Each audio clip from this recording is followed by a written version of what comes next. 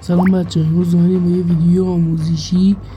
خب اینجا میریم داخل بخش لودات. میخواستم ببینم این گزینه رو بلدین یا نه، فقط همین.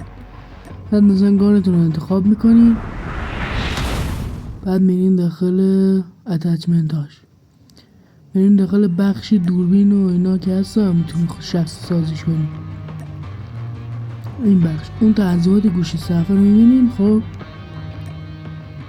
وقتی روش کلیک کنیم، اولین گزینهش مربوط به اون نقطه وسط گرده هست اونه.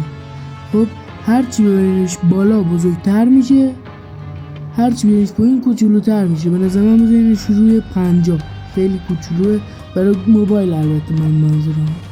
خب بعد اون گزینه دومی هم برای فاصله گانتونه. خب هرچی ببرینش بالا میره، مثلا گانتون دوربینش میاد میچسبه به صفحتون، هرچی برینش پایین دور میشه از صفحتون. اوکی.